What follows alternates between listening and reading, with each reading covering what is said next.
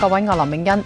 沙田城門河舉行嘅蛙艇比賽發生意外，36人墮海，全部獲救，送去馬料水水警基地，其中5人受傷。黃大軍報導。參賽者跌落水之後喺海中漂浮，大會救生艇救起部分參賽者。水警輪同水警橡皮艇亦都加入救援。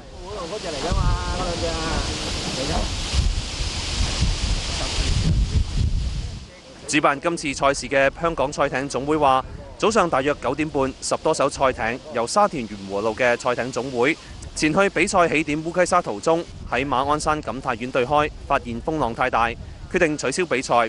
4艘賽艇喺折返時入水翻沉，其中1艘折斷，36名參賽者墮海，全部獲救。有墮海嘅參賽者話：咁大風浪並唔常見。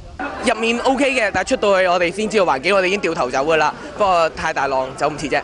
賽艇總會話：賽前佢哋所知嘅天氣情況係適合比賽。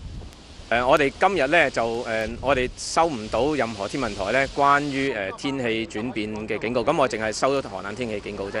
咁但係呢，我哋事前呢就有工作人員係揸裁判船咧出去係吐露港係觀察過，咁咧認為呢個海面情況 OK。賽艇總會又話：佢哋目前只有2艘救生艇，希望政府能夠提供更多資源去添置更多救生設備。無線電視記者黃大軍報導。一個